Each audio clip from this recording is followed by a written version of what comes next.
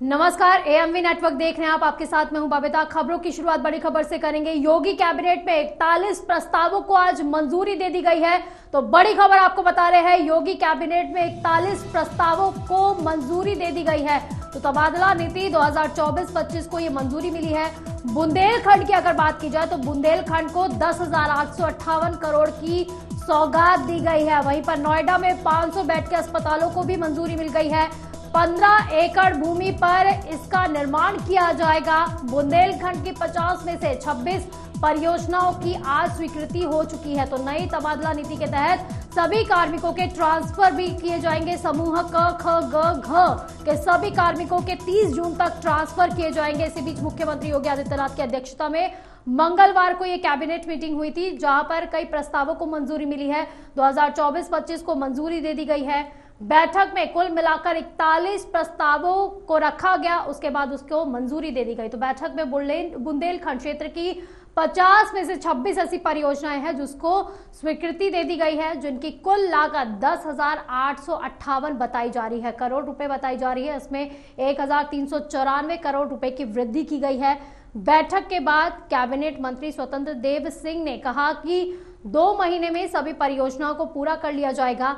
नई तबादला नीति के तहत प्रदेश में समूह क, ख, ग और घ के सभी कार्मिकों के ट्रांसफर 30 जून तक भी होने वाले हैं। तो जिलों में 3 साल है और मंडल में 7 साल से ज्यादा तैनाती वाले कार्मिक हटाए जाएंगे।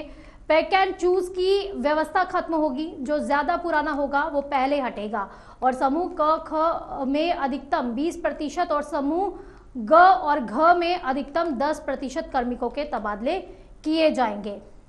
तो ज्यादा जानकारी के लिए हमारे रिपोर्टर सिद्धार्थ प्रताप सिंह हमारे से जुड़ गए हैं। सिद्धार्थ, क्योंकि जिस तरह की एक रिजल्ट बीजेपी का आया यूपी में और उसके बाद सीएम योगी आदित्यनाथ काफी सक्रिय हो गए, कैबिनेट बैठक भी की जा रही है, इसी बीच अधिकारियों की भी उन्होंने मीटिंग ली है। देखिए, बिल्कुल आज कैबिनेट की बैठक की गई, तबादला नीति की मंजूरी मिल गई। योगी कैबिनेट ने तबादला की मंजूरी दे दी। कुल 41 प्रस्ताव जो है वो आज पारित हुए। 26 प्रस्ताव जल शक्ति विभाग के पास हुए। जल शक्ति विभाग की 26 परियोजनाओं को मंजूरी मिली। बुंदेलखंड की 26 परियोजनाओं को, ललितपुर, झांसी, महोबा, मिर्जापुर जैसे जिलों की जो पिछड़े जिले थे वहां भी आज जो जल शक्ति संबंधित जो परियोजनाएं थी उनको मंजूरी मिली। राज्य विश्वविद्यालय को राज्य शब्द हटाने का प्रस्ताव पास हो गया। 2 निजी विश्वविद्यालयों को लेटर ऑफ इंटेंट के नाम से प्रस्ताव पास हुआ। महाकुंभ के 225 तैयारियों के संबंध में प्रस्ताव पास हुआ। 3200 हेक्टेयर का बढ़ाकर अब 4000 हेक्टेयर मेला लगेगा। जो महाकुंभ घाटों का बढ़ाया जाएगा दायरा। वन विभाग से कुंभ लकड़ी लाट 99,000 सापेक्ष 80,000 लाट लेने के लिए 236 करोड़ रुपए पास हुए। बिजली विभाग को लोन देने के लिए 100 करोड़ 1,000 करोड़ रुपए लोन 9.5 की दर से हुडको लेने का प्रस्ताव पास हुआ। वर्ष 2024 के लिए स्थानांतरण नीति को आज मंजूरी मिल गई। तो कहीं ना कहीं सबसे महत्वपूर्ण जो रही वो स्थानांतरण नीति की मंजूरी रही उत्तर प्रदेश में। तो ये कहीं ना कहीं कर्मचारियों के जो है वो ट्रांसफर देखने को मिलेंगे आपको। आने वाले समय में कई ट्रांसफर जो है उनके ट्रांसफर किए जाएं और कई अधिकारियों के ट्रांसफर किए जाएंगे। सिद्धार्थ, क्योंकि आज जिन 41 प्रस्तावों को मंजूरी मिली है तो वो कितने ज्यादा अहम हो जाते हैं, वहीं पर यूपी के विकास में कितनी ज्यादा भी ये तेजी लाने वाले हैं? देखिए, बिल्कुल उत्तर प्रदेश के विकास की बात करें तो चाहे आप जल शक्ति के जो प्रस्ताव पास हुए हैं, जल शक्ति विभाग के, उसमें कई ऐसे हैं जिसमें जल संबंधित योजनाओं को लेकर हैं। कई परियोजनाएं ऐसे हैं जो डैम को लेकर हैं और कई विश्वविद्यालय को लेकर शिक्षा संबंधित है। और सबसे महत्वपूर्ण जो है वो तबादला नीति है। काखा को लेकर तबादला नीति के भी प्रस्ताव पास किए गए हैं। अब कहीं ना कहीं ये कर्मचारियों के लिए राहत भरी खबर है। और एक चीज सबसे महत्वपूर्ण जो है वो शिक्षा नीति को लेकर है, विश्वविद्यालय को लेकर उसमें भी किए गए हैं। और एक चीज जो पर्यटन की बात करने, पर्यटन के साथ साथ जिस तरीके से धार्मिक आयोजन होने वाला महाकुंभ, उसको लेकर भी जिस तरीके से पास किए गए हैं। तो कहीं ना कहीं सरकार ने इस कैबिनेट में जो बैठक की है उसमें सभी विभागों को लेकर कुछ ना कुछ दिया है। और इस जो कैबिनेट की बैठक थी वो काफी महत्वपूर्ण रही। जी, यानी कि एक बड़ा पिटारा जो है वो योगी सरकार द्वारा खोला गया है। विकास की जड़ी लगाने का काम इसमें किया गया है। वहीं पर सिद्धार्थ, क्योंकि कैबिनेट बैठक हुई, पहले तो ये भी जानना चाहेंगे कि कैबिनेट बैठक में कौन कौन शामिल हुआ, क्योंकि खबर ये भी आ रही थी कि केशव प्रसाद मौर्य इसमें शामिल नहीं हुए थे। एक बड़ा सवाल ये इसलिए हो जाता है क्योंकि इससे पहले भी जब बैठक हुई थी उस दौरान भी वो शामिल नहीं हुए थे। देखिए, बिल्कुल उनको बताया जा रहा है कि वही बाहर है कैबिनेट की बैठक। देखिए, कभी कभी ऐसा होता है कि कुछ जो वरिष्ठ नेता हैं वो कहीं बाहर होते हैं, तो कैबिनेट की बैठक में नहीं आते। वैसे तो सब उत्तर प्रदेश सरकार के जो कैबिनेट मंत्री थे लगभग वो सब मौजूद थे। जयवीर सिंह की बात कर लें, सूर्य प्रताप शाही की बात कर लें, वो मौजूद थे। और जो ओम प्रकाश जो घटक दल है वो मौजूद थे, ओम प्रकाश राजभर की बात कर लें वो भी मौजूद थे। तो कहीं ना कहीं आज कैबिनेट की बैठक में हाँ ये निश्चित रहा कि ये जिस तरीके से अभी तक खबर निकलकर सामने आ रही कि केशव प्रसाद मौर्य नहीं मौजूद थे, बताया जा रहा है वो किसी कारण से बाहर थे। तो कहीं ना कहीं वो लेकिन राजनीतिक गलियारों में इसको लेकर चर्चा बनी हुई है। इसके पहले भी जब मुख्यमंत्री ने बैठक की थी मंत्रिपरिषद की तभी वो नहीं मौजूद थे। आज कैबिनेट की बैठक में नहीं है, जिस तरीके से अभी खबर निकलकर सामने आ रही है वक्त का, तो कहीं ना कहीं ये थोड़ा कहीं ना कहीं इस तरीके की खबरें निकलकर सामने आ रही हैं कि वो बाहर से। अब क्या अब ये आने वाले वक्त में कुछ चीजें निकलकर सामने आएंगी। कि सबसे महत्वपूर्ण है, कैबिनेट की बैठक में सरकार ने ये कोशिश की है, समावेश किया है सभी विभागों के लिए कुछ ना कुछ है, चाहे कृषि विभाग से लेकर हर विभागों के लिए कुछ ना कुछ है, और सबके लिए सोचा गया। और खासकर कुंभ को लेकर इस अब जो कुंभ का दायरा होगा उसमें कहीं ना कहीं अब जो हेक्टेयर है, कुछ क्षेत्रफल जो है वो बढ़ा हुआ दिखेगा इस बार। तो ये काफी कुछ है। और एक चीज है, सब लगातार अब आपको कुछ दिनों में देखने को ये मिलेगा, मुख्यमंत्री योगी आदित्यनाथ खुद औचक निरीक्षण करेंगे खासकर कुंभ को लेकर।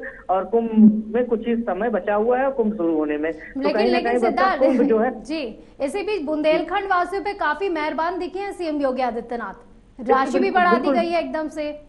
देखिए बिल्कुल बुंदेलखंड की बात कर लें तो बुंदेलखंड का पहले पिछड़ा हुआ था, लेकिन पिछले जब से सरकार आई है स्पेशल पैकेज दिए गए हैं और लगातार बुंदेलखंड के विकास की बात की गई है। और सबसे महत्वपूर्ण वहाँ जल संबंधी जो परियोजना है उसको लेकर बात कर लें तो जल संबंधित कई परियोजनाएं चलाई गई हैं। और उन्हीं परियोजनाओं को मजबूत करने के लिए जिस तरीके से धन की आवश्यकता थी उसको कहीं ना कहीं अतिरिक्त रूप से दिया जा रहा है। तो सरकार की ये कोशिश है कि बुंदेलखंड किसी भी तरीके से पीछे न रहे। चाहे एक्सप्रेसवे की बात कर लें तो बुंदेलखंड एक्सप्रेसवे के साथ भी जोड़ा गया है, कई बड़े बड़े एक्सप्रेसवे हैं। और अब जैसे जल संबंधी जो परियोजना है उनको कहीं ना कहीं अब सुचारू रूप से चलाया जाएगा और उसमें कहीं ना किसी प्रकार से धन की कमी नहीं। मुख्यमंत्री पहले भी कह चुके हैं कि किसी प्रकार से धन की कोई कमी नहीं आएगी विकास संबंधी परियोजनाओं में। यानी काफी जो है सक्रिय हो गई है बीजेपी और खासकर जो है सीएम योगी आदित्यनाथ। इसी बीच जो सबसे ज्यादा बात हो रही है सिद्धार्थ, वो हो रही है तबादला नीति की 2024-25 की, क्योंकि जैसे ही रिजल्ट आए थे उसके बाद जब मीटिंग हुई थी अधिकारियों के साथ भी उन्होंने मीटिंग ली थी, कई ऐसे अधिकारी थे जिन्हें निलंबित भी कर दिया गया था। वहीं पर काफी लोगों का ऐसा कहा जा रहा था कि ट्रांसफर हो सकता है। और अब जब ये नीति आ गई है, कितने हड़कंप मच गया अब अधिकारियों और कर्मचारियों के बीच में। देखिए कुछ अधिकारियों के लिए राहत भरी खबर है, कुछ जो 3 साल से डटे हुए तो उनको हटाया जाएगा। कुछ अधिकारी जो है वो काफी दिनों से तबादला नीति का इंतजार कर रहे थे। इसके पहले भी तबादला नीति आई थी, पिछले साल भी इस साल भी। तो कहीं ना कहीं कुछ अधिकारी हटाए जाएंगे और तबादला नीति के तहत ही पूरी तरीके से सरकार अब तबादलों को करेगी। तो उम्मीद ये है कि कहीं ना कहीं अधिकारियों के लिए अच्छी खबर है। कुछ अधिकारियों वो हटाए भी जाएंगे जिलों में जो डटे हुए हैं, जिन्होंने अपना समय पूरा कर लिया। तो कहीं ना कहीं तबादला नीति को लेकर जिस तरीके से पहले चर्चा थी कि आज तबादला नीति आएगी, तो तबादला नीति आज पहुंची। जी सिद्धार्थ, क्योंकि ट्रांसफर जो समूह है, क्योंकि ग्रुप्स को जो है 4 जो है समूह में ग्रुप में कैटेगराइज्ड किया गया ABCD यानी कि क ख ग घ में। और वहीं पर कहा जा रहा है कि कुछ ऐसे कर्मचारी होंगे जिनका जल्दी से जल्दी ट्रांसफर कर दिया जाएगा, जो 30 जून तक है उसमें ट्रांसफर कहा जा रहा है। तो वहीं पर क्योंकि अब स्वीकृति मिल गई है, प्रस्ताव आ चुका है, तो अधिकारियों का क्या कुछ रिएक्शन, कर्मचारियों का क्या कुछ रिएक्शन, क्योंकि एक तरफ खुशी है तो दूसरी तरफ नाराजगी भी होगी। देखिए बिल्कुल आपको बता दें कहीं ना कहीं कुछ कर्मचारी ऐसे हैं जो तबादला नीति को लेकर खुश है। देखिए तबादला नीति जो है सरकार हर बार लाती है और हर बार जून के महीने में तबादले किए जाते हैं। ये इस बार थोड़ा लेट हुआ था क्योंकि चुनाव आचार संहिता लगी हुई थी। तो कहीं ना कहीं तबादला नीति जो है का इसकी बात करें तो अलग अलग समूह के लिए अलग अलग नीति लाई गई है, लेकिन कहीं ना कहीं कर्मचारी संघ इसको लेकर खुश है और कुछ अधिकारी हटाए जाएंगे। तो धरातल पर कब तक उतरने वाली है नीतियां, क्योंकि प्रस्ताव को मंजूरी मिल गई है? जी आने वाले हफ्तों में तबादला नीति पूरी तरीके से लागू हो जाएगी और आने वाले समय में आपको देखने को मिलेंगे बक्सा बम्पर रूप से ट्रांसफर किए जाएंगे। चलिए ठीक है, बहुत बहुत शुक्रिया सिद्धार्थ आपका इन तमाम जानकारी के लिए।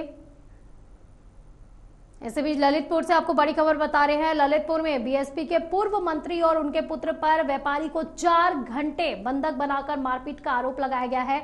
साथ ही एक ऑडियो गाली गलौज करते हुए भी वायरल हो रहा है। ताजा मामला ललितपुर सदर कोतवाली का बताया जा रहा है, जहां उत्तर प्रदेश सरकार में पूर्व मंत्री रहे वीरेंद्र सिंह बुंदेला उर्फ भगत राजा और उनके पुत्र पर जो है ये आरोप लगे हैं। उनके सुपुत्र पवन राजा सहित उनके गुर्गों ने शहर के प्रतिष्ठित व्यापारी अतुल जैन के साथ जमीनी विवाद के चलते मारपीट भी की थी। पीड़ित अतुल जैन ने ललितपुर पुलिस अधीक्षक को प्रार्थना पत्र देते हुए ये बताया कि पूर्व मंत्री वीरेंद्र सिंह बुंदेला और उनके पुत्र पवन राजा से ललितपुर शहर से सटे ग्राम मसौरा कला में स्थित कृषि भूमि का सौदा हुआ था, जिसके लिए प्रार्थी अतुल जैन ने एडवांस के तौर पर विपक्षी पूर्व मंत्री को 2 लाख रुपए नगद लगभग 2 महीने पहले दिए थे, जिसका रजिस्टर्ड एग्रीमेंट भी साइन किया गया था। जिसके बाद इस डील को झूठा साबित करते हुए बीती 8 मई को प्रार्थी अतुल जैन को पूर्व मंत्री और उनके पुत्र पवन राजा और उनके गुर्गों ने वर्णी चौराहे से अगवा करीब 4 से 5 घंटे तक पीड़ित तो बुरी तरह से पीटा गया। यही नहीं, पीड़ित पक्ष से 26 लाख रुपए की मांग भी की गई थी। फिलहाल अब मामले की जांच की जा रही है। पवन राजा के साथ सूत्र हमें फोन लगा रहे तो तुम गाड़ी पे आओ, तो पवन राजा तुम्हें बुला रहे, तो हमने उनसे बोला तुम बीच बाजार में बात करो, तुम धोखेबाज आदमी, तुम लोग गाड़ी पे बुला के मारते हो, जिंदगी से तुम मारत आ रहे हो, अब तुम्हें तो आओ बीच चौराहे पर पंचों में बात करो, 4 पंच हम बिठा लो, 4 पंच तुम बिठा लो, पंचों में बात करो, तुम हमें धमकी नहीं दो। भगत राजा हमें फोन लगा के कह रहे कि तुम्हारी दादी को तुम्हारे बाप को हम जान से मारे, जान से छोड़ दिया, रिकॉर्डिंग है हमारे पास है। तो इसी बीच हमारे रिपोर्टर जो है ललितपुर से जुड़ गए हैं अजीत सिंह ठाकुर। अजीत, काफी बड़ा आरोप मंत्री पर लगाया गया है। जी मैम आपको बताते चले कि ललितपुर सदर कोतवाली क्षेत्र का जो मामला बताया जा रहा है, जमीन को लेकर ये मामला हुआ था और जिसको जी हेलो जी, क्योंकि अजीत, जिस मंत्री पर यह आरोप लगाया गया है, क्योंकि वीरेंद्र सिंह वो ऐसे मंत्री है, एक तो कहते हैं कि बाहुबली भी है, ऊपर कद्दावर नेता भी उन्हें बताया जाता है और पहले बीजेपी में भी रहे हैं और अब बीएसपी में भी वो मंत्री रह चुके हैं। इसी बीच जो है ये जो उन पे आरोप लगाए हैं और पहले भी ऐसे कई आरोप उन पर लग चुके हैं, वीरेंद्र सिंह की क्या कुछ इस पर प्रतिक्रिया सामने आई है? जी मैम, यही आपको बताते चले कि विपक्षी गणों द्वारा से बात की गई है, तो उन्होंने भी इल्जाम इनके ऊपर लगाया है अतुल जैन के ऊपर कि इन्होंने 26 लाख रुपए की मांग की है और के 26 लाख रुपए का लेन देन था। जी तो अब पुलिस क्या कुछ कार्रवाई करने जा रही है? जी मैम, इस पे ललितपुर पुलिस अधीक्षक द्वारा ये मामले को संज्ञान में लेकर FIR दर्ज कर दी गई है और 323, 504, 506 में पंजीकृत मुकदमा कर दिया गया है। ठीक है, चलिए। और ललितपुर पुलिस प्रशासन मामले की जांच में जुटा हुआ है। चलिए, ठीक है, बहुत बहुत शुक्रिया आपका तमाम जानकारी के लिए। वहीं रायबरेली में गांव में पुराने रास्ते को जबरन बंद करने को लेकर 2 पक्षों में विवाद हो गया। मामला सदर तहसील क्षेत्र के बेटा खुर्द गांव का बताया जा रहा है, जहां के ग्रामीणों ने सुनील यादव नाम के व्यक्ति के ऊपर पुराने रास्ते को बंद करने का आरोप लगाया है। ग्रामीणों ने इस संबंध में कई बार संबंधित अधिकारियों को प्रार्थना पत्र भी दिया, लेकिन कोई भी कार्रवाई नहीं हुई, जिसके बाद नाराज ग्रामीणों ने धरना प्रदर्शन शुरू कर दिया। वहीं किसान कल्याण एसोसिएशन के मंडल अध्यक्ष के नेतृत्व में विकास भवन में ग्रामीणों ने धरना दिया है। मंडल अध्यक्ष का कहना है कि करीब 100 साल पुराना ये रास्ता है, जिसे गांव के सुनील कुमार यादव ने बंद कर दिया है। कई बार तहसीलदार से इसकी शिकायत भी की गई, लेकिन कोई भी हल नहीं निकल पाया। इसके बाद धरना ही देना हमारा अंतिम रास्ता हमें दिखाई दिया है। धरना प्रदर्शन एक मामला बेहटा खुर्द है, सिटी के जगदीशपुर के बगल का गांव है। तो ये पूरे गांव का एक सुनील यादव है, वो जो है मकान का निर्माण कर रहे हैं और कचरे का 100 साल पुराना रास्ता जो है क्लोज कर रहे हैं। पूरे गांव वाले जो है थाना बदोकर गए, SDM सदर के पास भी गए। कल हमने DM साहब के यहाँ भी जो है अतिरिक्त मजिस्ट्रेट जो बैठते हैं उनसे मिलवाया। आज सवेरे उनने फिर काम लगा करके जो है खंभे खड़े कर दिए हैं। अभी तक कोई सुनवाई नहीं हुई, इसलिए मजबूर होकर के गांव के इतने लोग जो है करने को बैठे हुए। अभी तक कोई कार्रवाई नहीं हुई? कोई कार्रवाई नहीं। क्या मांगे हैं कि रास्ता खुलवाया जाए, सार्वजनिक रास्ता, पूरा गांव किसी तरफ निकलने का कोई और मार्ग नहीं। इसी बीच हापुड़ से बड़ी खबर, टोल कर्मी को बुलडोजर चालक से टोल मांगना महंगा पड़ गया। तो वहीं पर बुलडोजर चालक ने टोल प्लाजा पर ही बुलडोजर चला दिए। तो बड़ी खबर आपको बता रहे हैं, तो टोल प्लाजा पर बुलडोजर चलाकर जमकर तोड़फोड़ भी की गई है। टोल प्लाजा पर बुलडोजर से तोड़फोड़ करने का ये जो वीडियो है वो भी वायरल हुआ है। तो पिलखुवा कोतवाली के छिजारसी टोल प्लाजा का ये पूरा मामला बताया जा रहा है।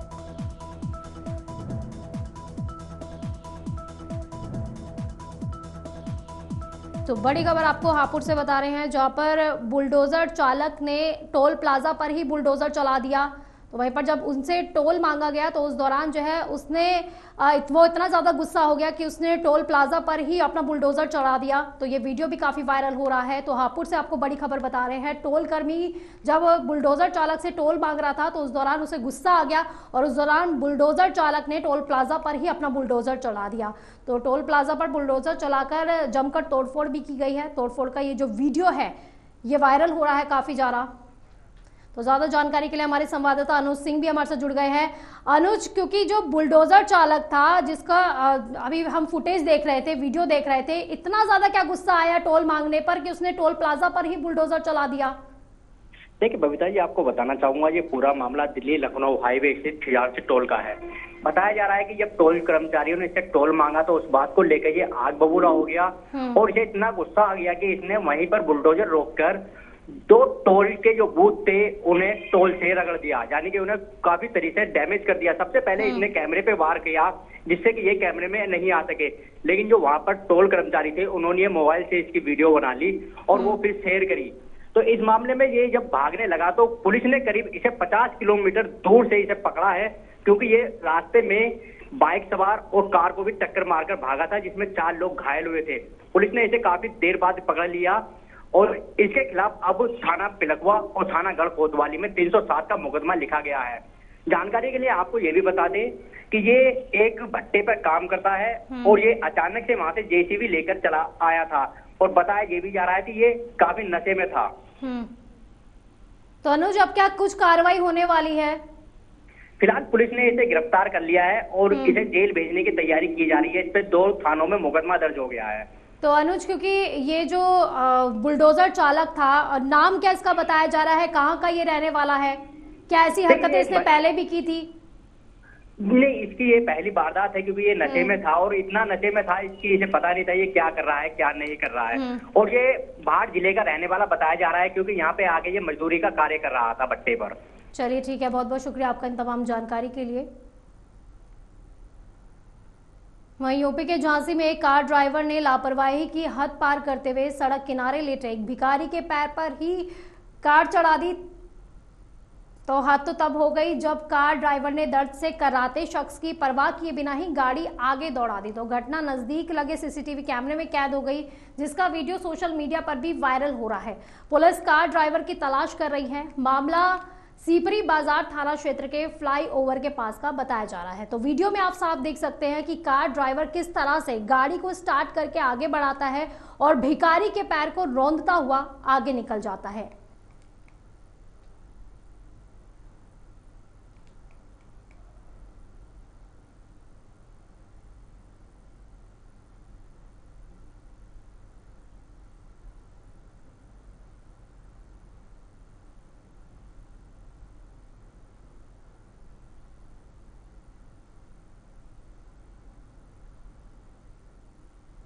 खबर सोनभद्र से, जहां पर सोनभद्र के बभनी थाना क्षेत्र के एक गांव की 2 नाबालिग किशोरियों के साथ बीते गुरुवार को क्षेत्र के ही 2 युवकों ने अपने हवस का उसे शिकार बना लिया। दोनों लड़कियां जंगल में लकड़ी लेने गई हुई थी। रविवार को लड़की के भाई ने बभनी थाने में तहरीर देकर दोनों युवकों के खिलाफ शिकायत दर्ज कराई है, जिसके बाद पुलिस ने दोनों आरोपियों को गिरफ्तार कर लिया है।